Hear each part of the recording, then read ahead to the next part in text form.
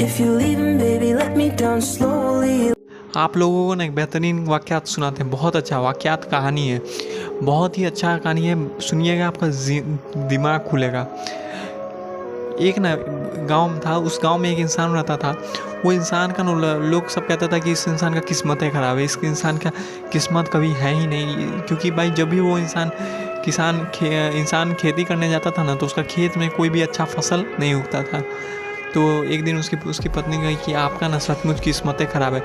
वो उस इंसान को वो बात बहुत बुरा लग गया। वो बोला कि अब तो हमको बहुत बुरा लग रहा है, हम जा रहे हैं मरने। तो वो घर से निकला और मरने के लिए आगे बढ़ा। मरने के लिए वो आगे बढ़ ही रहा था, तो सोचा कि भाई मरने क्यों जाए, चलो यार चल के किस्मत जगाते हैं। तो वो अपने घर आया, वापस अपने घर के पास आया, तो उसकी पत्नी पहले से गुस्सा में थी कि हमसे बदतमीजी करके गया है। फिर वो इंसान अपनी पत्नी को कहा कि हम ना अपना किस्मत जगाने जा रहे हैं।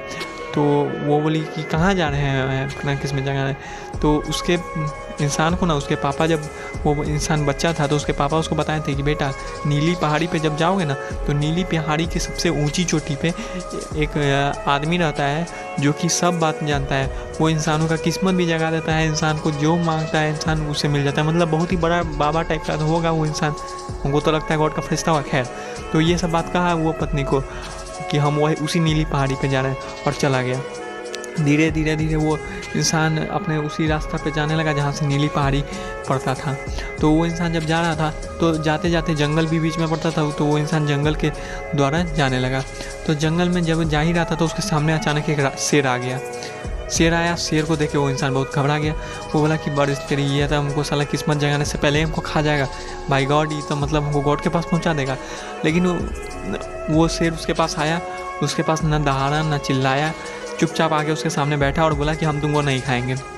तो वो इंसान थोड़ा आश्चर्य में हुआ, थोड़ा खुश भी हुआ। वो पूछा लेकिन क्यों नहीं खाओगे? तो वो शेर वाला कि हमको ना तुम पता चला है कि तुम ना अपना किस्मत जगाने जा रहे हो।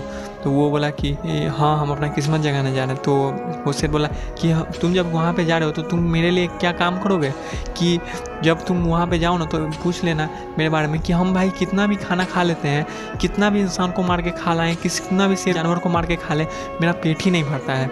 तो तुम पूछ के आना कि भाई मेरा पेट क्यों नहीं भरता है। तो वो इंसान बोला ठीक है महाराज, आप जैसा बोलिए रहे वैसा हम करेंगे, हम जब आएंगे तो ये बात पूछ के आएंगे।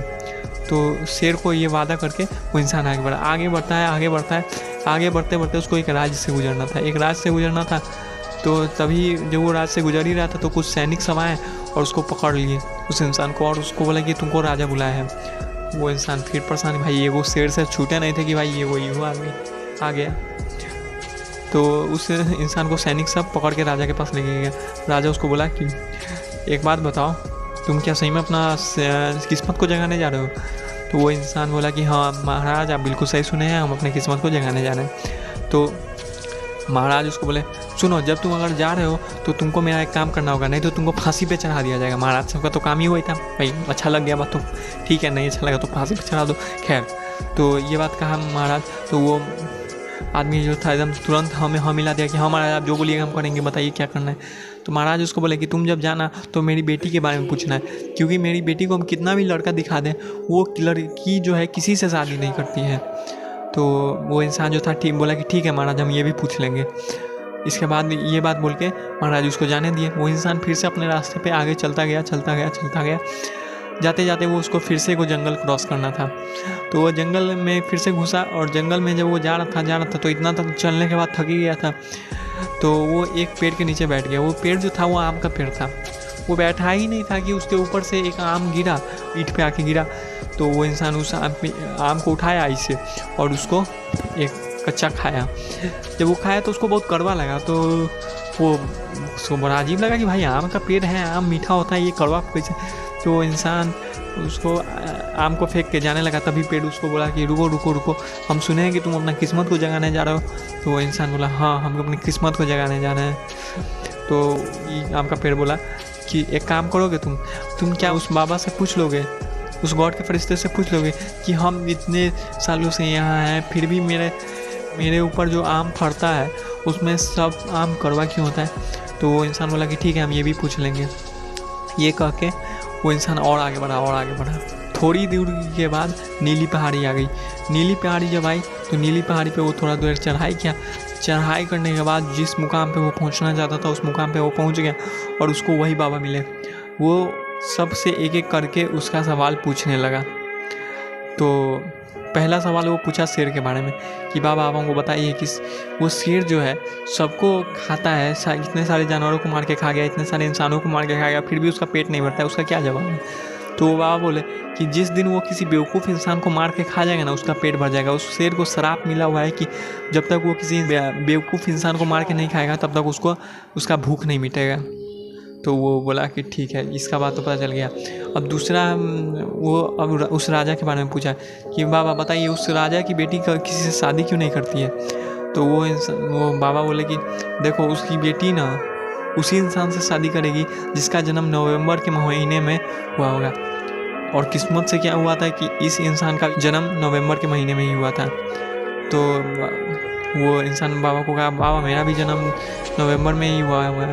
तो वो बोले कि दरअसल बात यह है कि उस लड़की का शादी तुम्हारे मुकद्दर में ही लिखा हुआ है, मतलब तुम्हारे साथ ही लिखा हुआ है। तो वो इंसान बोला ठीक है। अब तीसरा चीज़ वो पूछा उस पेड़ के बारे में कि वो पेड़ इतना समय से उसी जगह पे, ना उसको पानी का दिक्कत है ना ही मिट्टी का दिक्कत है, फिर भी उसमें जो फल है वो कड़वा क्यों होता है? तो वो बाबा बताएं कि उस पेड़ के नीचे बहुत सारा खजाना रखा हुआ है, इसलिए उस पेड़ के नीचे उसका जितना भी फल है वो सब कड़वा होता है। तो ये सब बात पूछ लिया और उसके बाद अंत में वो इंसान अपने बारे में पूछा कि बाबा हम चाहते हैं कि आप मेरे किस्मत को जगा दो, हम जो काम करें उसमें हम मुकाम हासिल कर लें। तो बाबा बोले ठीक है, आज से तुम जो काम करेगा तुम्हारा मुकाम हासिल हो जाएगा। ये बात सुन के उस इंसान को दिल में इतना खुशी आया क्या बताएं। वो इंसान बोला कि ठीक है अब तो मेरा किस्मत जाग गया है। अब वो चिल्लाते उस पेड़ के पास गया।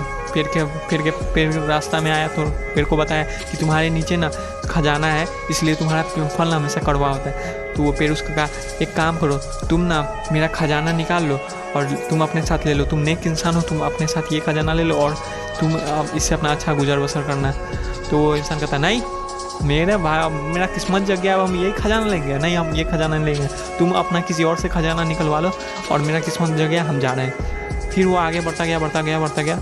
वो राजा के पास पूछा, राजा जैसे ही उसको देखा खुश हो गया। वो बोला कि तुम मेरे बेटी के बारे में पूछे? तो वो इंसान बोला हाँ हम आपकी बेटी के बारे में पूछे। तो राजा बोले कि क्या पूछे? तो वो बोला कि वो बाबा कहें कि उसका जिसका जन्म नवंबर के महीने में हुआ होगा ना, तो उसी से वो आपकी बेटी शादी करेगी और इत्तेफाक से मेरा भी जन्म नवंबर के महीने में ही हुआ है। तो राजा बहुत खुश हुए, बोले कि तुम मेरे दामाद बन जाओ और अब तुम ही मेरी बेटी से शादी कर लो। तो वो इंसान फिर से तैस में आ गया, कि हम इससे शादी करेंगे? हाँ या मेरा किस्मत जाग चुका है, अब हम बहुत ही किस्मत वाले हैं, हम इस आपकी बेटी से शादी नहीं करेंगे। यह कह के वो वहाँ से चला गया और फिर आगे बढ़ता गया। रास्ते में उसको शेर मिला। शेर उसको आया और पूछा कि बताओ तुम मेरे बारे में पूछे, हम कितना भी खा लें हमको भूख क्यों लगा रहता है? तो वो इंसान बताया कि हाँ हम पूछे, आपको एक शराब मिला हुआ है जिसमें क्या है ना कि आप जब तक किसी भूखे बेवकूफ़ इंसान को नहीं ना खाओगे तब तक आपका पेट नहीं भरेगा। तो वो इंसान शेर को बता दिया। तो शेर बोला कि तुम कहाँ से आ रहे हो? तो वो बोला कि हम अब ये शेर से सबको बात बता के आना है। तो वो शेर बोला कि भाई तुमसे बेवकूफ़ इंसान कौन होगा जिसको खजाना मिल रहा था नहीं लिए, जिसको राजा की बेटी से शादी करना था नहीं किए, और उसके बाद भी तुम कह रहे हो कि भाई हम बहुत मेरा किस्मत जाग गया। तो वो इंसान बोला कि भाई मेरा किस्मत जाग गया, हम ही सबसे क्या करें? तो बोले तुमसे बेवकूफ़ इंसान कोई होगा? शेर बोला तुमसे कोई बेवकूफ़ इंसान होगा, हम तुम ही को खा जाएंगे, तुम ही सबसे बड़ा बेवकूफ़ इंसान। और शेर उसको एक झपट्टा में पकड़ा और खा गया। तो मतलब क्या इस कहानी का निकलता है कि भाई गॉड जब हम लोगों को नेमत देते हैं तो हम लोगों को उनके नेमत को समझना भी चाहिए। कभी भी तैस और घमंड में नहीं घूमना चाहिए कि भाई अब तो हम इतने औकात और कुव्वत रहमत वाले हो गए हैं तो अब तो हम छोटे चीज़ों पे हक नहीं रखेंगे या फिर छोटे चीज़ों की इज्जत नहीं करेंगे, जो छोटे इंसान है उनकी इज्जत नहीं करेंगे। तो ऐसा नहीं करना चाहिए। ऐसे करने वालों का यही अंजाम होता है जैसा उस इंसान का हुआ। तो हम लोगों को कहने का बात ये हुआ कि हम लोगों को कभी भी घमंड करना ही नहीं चाहिए।